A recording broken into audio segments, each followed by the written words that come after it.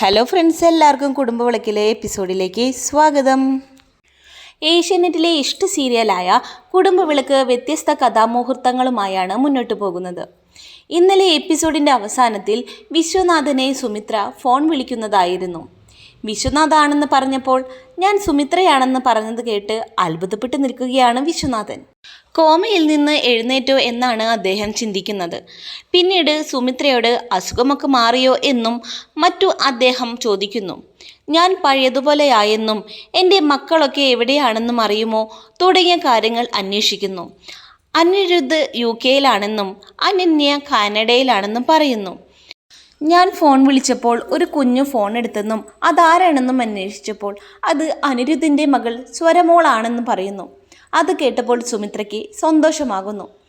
ഇതൊക്കെ പറഞ്ഞ ശേഷം വിശ്വനാഥൻ ഫോൺ കട്ട് ചെയ്യുന്നു. ആരാണ് മുത്തശ്ശ വിളിച്ചതെന്ന് സ്വരമോൾ ചോദിച്ചപ്പോൾ അത് മോൾക്ക് അറിയാത്ത ഒരാളാണെന്ന് പറഞ്ഞ് വിശ്വം പ്രേമയോട് വിവരങ്ങൾ പറയാൻ പോകുന്നു. സുമിത്ര വിളിച്ചിരുന്നെന്നും കോമയിൽ നിന്ന് അസുഖമൊക്കെ മാറി സുമിത്ര പഴയതുപോലെയായെന്നും പ്രേമയോട് പറയുന്നു. അവൾ മക്കളെയൊന്നും വേണ്ടാതെ രോഹിത്തിനെ കല്യാണം കഴിച്ച് പോയതല്ലേ എന്നും ഇപ്പോൾ രോഹിത്ത് മരിച്ച ശേഷം മക്കളെ എന്തിനാണ് അന്വേഷിക്കുന്നതെന്നും രോഹിത്തിനെ അവൾ വിവാഹം കഴിക്കുന്നത് എനിക്കൊട്ടും ഇഷ്ടമല്ലാത്ത കാര്യമായിരുന്നുവെന്നും പ്രേമ പറയുകയാണ്.